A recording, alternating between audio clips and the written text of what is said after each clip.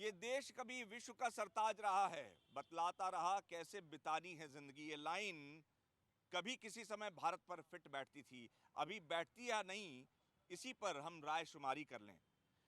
देखिए, विश्व गुरु कैसे बन जाएंगे जिस देश में धर्म था शिक्षा और स्वास्थ्य, वहां पर धंधा बन चुका है। शिक्षा कमाई का साधन बन चुका है और इससे अगर एक कदम आगे बढ़कर बोलें और पेरेंट्स की भाषा में बोलें तो लूट मार का जरिया बन चुका है। और इसी सब बातों को लेकर जी न्यूज़ लगातार एक मुहिम चला रहा है जो मुनाफाखोरी शिक्षा के क्षेत्र में शुरू हो गई है। एनसीईआरटी के प्रिस्क्राइब्ड बुक्स ना बेचकर अपनी मोनोपोली चलाने की कोशिश प्राइवेट स्कूल्स कर रहे हैं उसके खिलाफ। और इसी के लिए हम आए हैं, तमाम पेरेंट्स हैं जो भुक्तभोगी हैं, परेशान हैं, 16-16 हज़ार की बुक्स खरीद रहे हैं। महिला शक्ति से शुरुआत करते हैं। यहाँ पर हमारे साथ मैम, क्या नाम है आपका? गरिमा श्रीवास्तव। गरिमा जी, कहीं आपको लगता है कि जितना कमा रहे हैं वो सब स्कूल वाले उड़ा रहे हैं? जी बिल्कुल, जितना हम लोग कमाते हैं उसका आधे से ज़्यादा अगर हम स्कूल में देंगे तो हम घर कैसे चलाएँगे, आप बताइए। 16-16 हज़ार की बुक्स मैंने खरीदी हैं, 5,000 केवल इसी वजह से लिए गए हैं कि वो हम एक ऐप यूज़ कर सकें। क्या ये सही है? आप ये ज़रा थोड़ी सोचिए।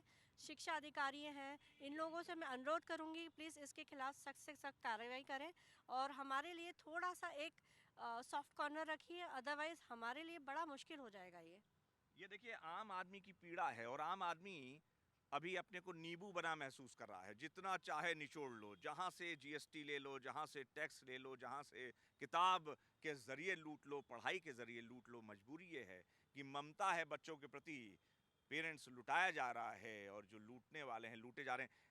मैम, क्या दिक्कत आ रही है? क्या लगता है कि कहाँ किस जगह आ गए?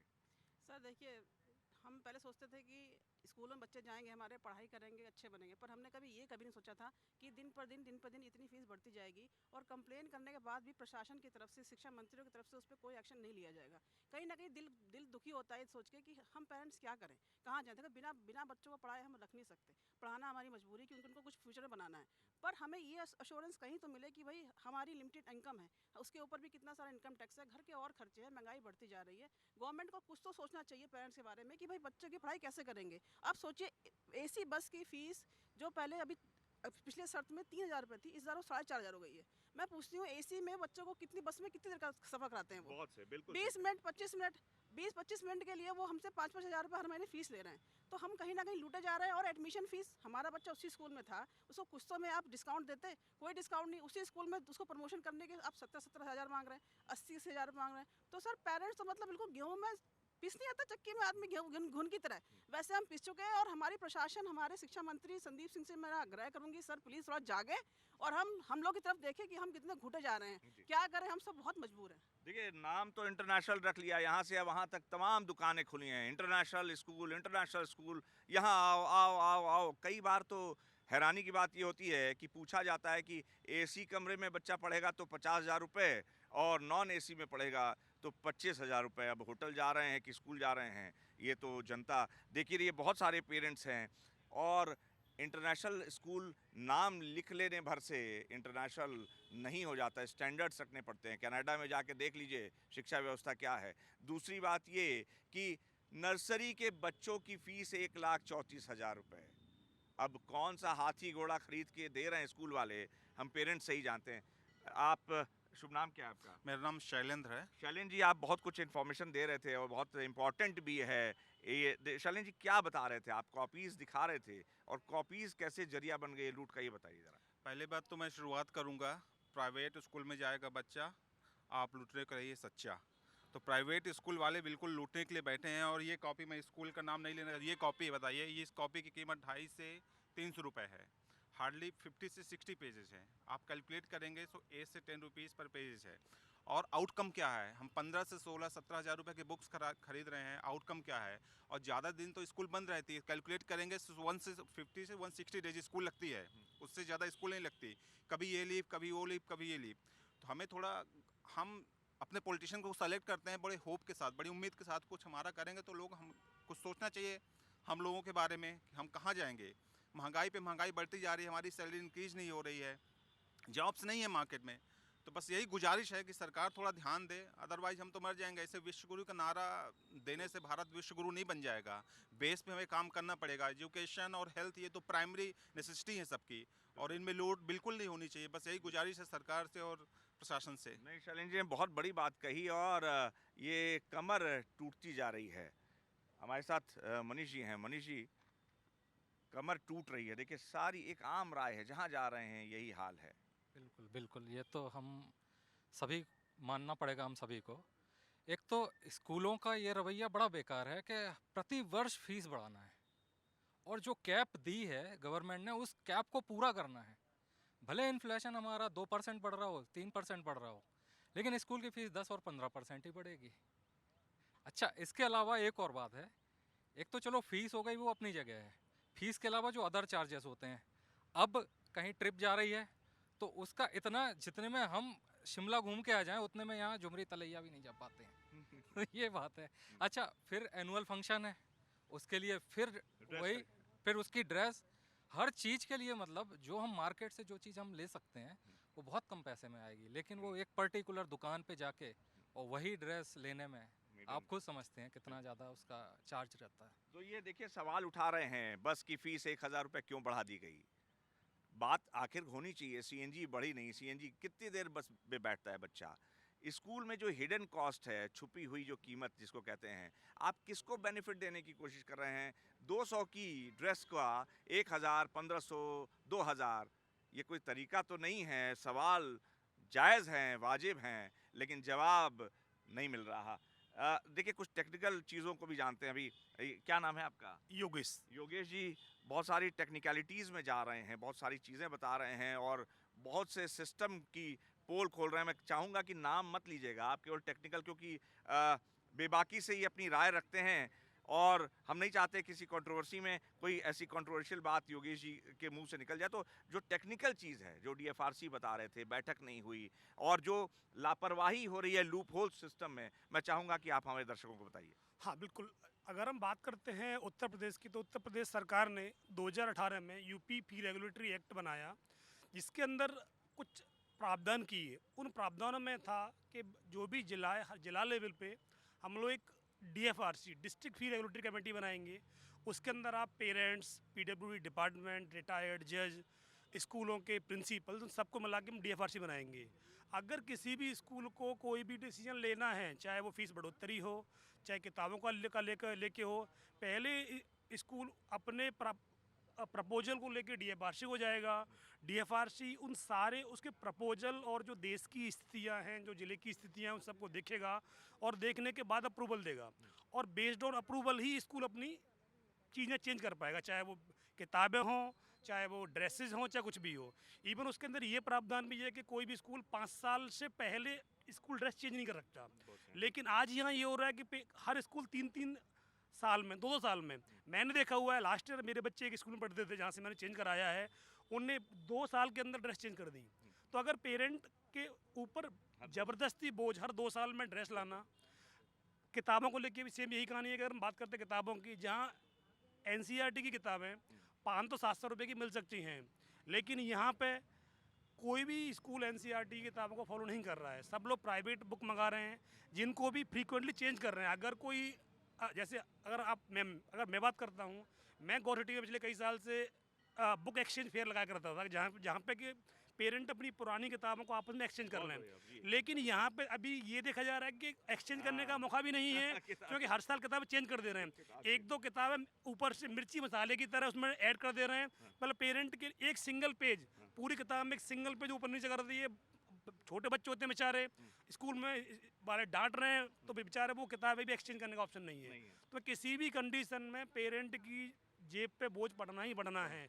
सैलरियाँ बढ़ें ना बढ़ें, हमारे ऑर्गेनाइजेशन, हमारी कंपनी हमारी सैलरी बढ़ाए ना बढ़ाए मायने नहीं रखता है, लेकिन स्कूल वालों को फीस बढ़ोतरी करनी ही करनी है। सीएनजी का हाल, मैं पिछले साल की बात करता हूँ, मैंने स्कूल से बात की तो, और मैंने उन्हें डेटा दिया कि अगर मैं बात करता हूँ सीएनजी की, पिछले 1 साल में सीएनजी बिल्कुल नहीं बढ़ी है, तो आप फीस कैसे, मतलब ट्रांसपोर्ट चार्ज आप कैसे बढ़ा रहे हैं।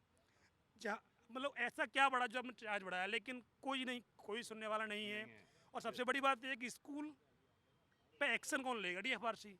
डीएम, क्योंकि डीएफआरसी का जो हेड करते हैं वो आपके डीएम होते हैं और डीआईओ होते हैं। लेकिन यहाँ पे अगर डीएफआरसी की मीटिंग ही नहीं होंगी तो कैसे होगा? तो कैसे होगा? बहुत जबकि बढ़िया। मुझे मालूम है 2019-20 में हर महीने मीटिंग हुआ करती थी कि पेरेंट की जिनकी शिकायतें थी उन्हें लेटर भेज के बुलाया जाता था, स्कूलों को बुलाया जाता था और डीएफआरसी की मीटिंग होती थी पूरे दिन की।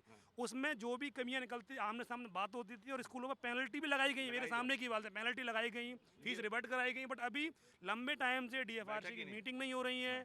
पेरेंट की शिकायत ईमेल, मुझे लग रहा है मेल बॉक्स भरा हुआ होगा, मेल कर रहे हैं हम लोग, ईमेल आईडी दी हुई है, लेकिन एक्शन नहीं हो रहे हैं। भाई ये तो वही वाली बात हो गई कि नल तो है, पानी नहीं है, बल्ब तो है लेकिन जलता नहीं है, बिजली नहीं है। तो ये डीएफआरसी की बात, डिस्ट्रिक्ट फीस रेगुलेटरी काउंसिल, जो अभी पता नहीं बनी कि नहीं बनी, 3 साल से बैठक ही नहीं हुई है, जो उसमें लोग होने चाहिए, इंटेलेक्चुअल क्लास होने चाहिए। समस्या ये कि सीएनजी के दाम बढ़े नहीं, बस के दाम बढ़ गए, किताब का, पेज का, कागज़ का दाम बढ़ा नहीं, बुक्स के दाम बढ़ गए।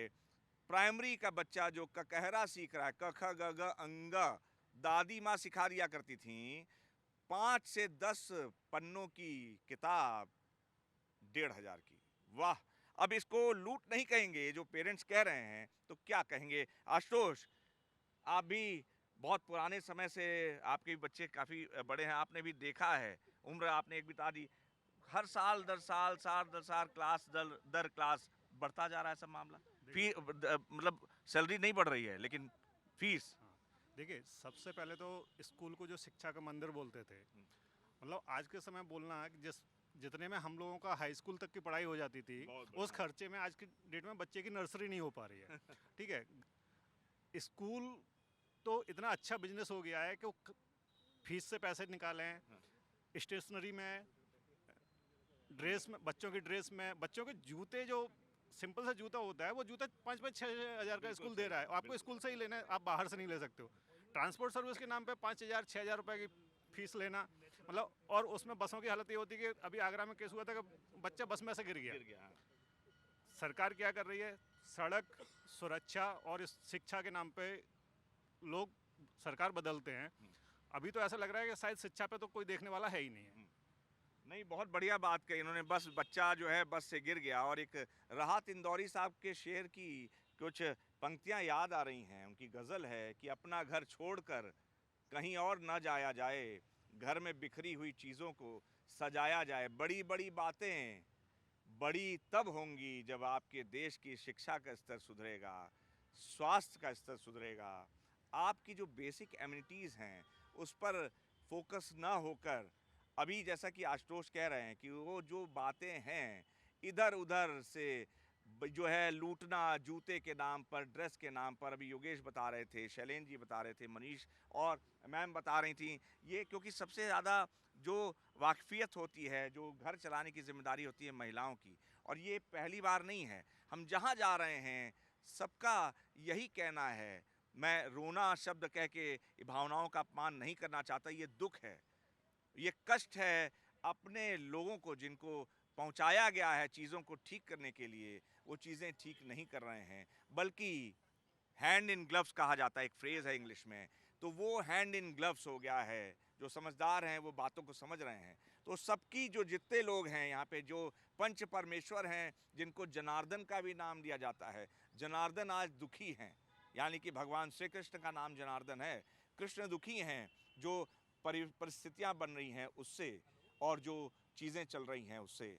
इसमें सुधार की फ़ौरन आवश्यकता है। सर, इसमें मैं एक बात क्या? और जोड़ना जी चाहूंगी जी जी, हाँ। कि आजकल ना, जैसे पहले ज़माने में था विद्यालय, विद्या का घर, अब आजकल वो विद्यालय नहीं रह गए हैं, आजकल वो धनालय बन गए हैं, वो धन का घर बन चुके हैं। क्योंकि हम लोग बच्चे वहाँ शिक्षा ग्रहण करने जा रहे हैं, पर क्या उनको वो उस लेवल का नॉलेज नहीं मिल रहा जिस लेवल से हमसे फीस ली जा रही है। आप अगर रिजल्ट देखें किसी किसी बच्चे का, अगर मैं सोचती हूँ ऑनलाइन पढ़ाई कराते हैं, घर बैठे बच्चों को पढ़ाई कराते हैं वो, तो उस टीचर के ऊपर भी कोई मॉनिटरिंग नहीं है कि वो क्या पढ़ा रही है बच्चे को, क्या नहीं पढ़ा रही है। कितनी बार मैंने खुद देखा है, ऑनलाइन बच्चे क्लास चलती है तो टीचर उठ के अपना थोड़ा काम करने चली जाती है कि कौन इतने में कौन देख रहा है। तो इसमें सच में गवर्नमेंट को, हमारे शिक्षा मंत्री को बहुत ही ज़्यादा काम करने की ज़रूरत है। और जो हमारे प्रतिनिधि हैं, कृपया कर नेक्स्ट टाइम आप इलेक्शन की वोट के लिए आए तो प्लीज़ इस मुद्दे को पहले सुलझा लें, तभी हमसे वोट मांगे। गरिमा, आप भी कुछ कहना चाहेंगी? वाइंड अप जी बिल्कुल, मैं ये कहना चाहती हूँ, अगर आप 10,000 ले रहे हैं, 12,000 ले रहे हैं फ़ीस हमारी, तो आप इस स्टैंडर्ड की टीचर्स तो रखें। आप स्टैंडर्ड की टीचर्स भी हमें दे नहीं रहे, फीस भी वसूल रहे हैं, तो इसमें हमारे बच्चे का क्या फ़ायदा है? अब ज़रा थोड़ा सा बताने का इस पे हमें बहुत सारे बिल्कुल बताइए। नहीं नहीं बिल्कुल बहुत सारे एस्पेक्ट हैं। सीएनजी की बात किया इन्होंने, बुक्स की बात किया, सोच ने भी बताया। अब एक चीज़ के साथ मैं वाइंड अप करना चाहूँगा इस चौपाल का, कि पहले कहा जाता था भाई साहब कोई नया बिजनेस शुरू करना है तो कहते थे रेस्टोरेंट खोल लो, कोई दुकान खोल लो। अब कहते हैं विद्यालय तो ना खोलो, स्कूल खोल लो और उसके आगे इंटरनेशनल लगा लो, तो वो धंधा बहुत अच्छा चलेगा किसी भी रेस्टोरेंट से और किसी भी अन्य बिजनेस से। तो दो धंधे बहुत इस समय लाइट में हैं, हॉस्पिटल का और स्कूल का। कैमरा जर्नलिस्ट नवीन के साथ अनुराग मिश्रा, जी मीडिया, नोएडा।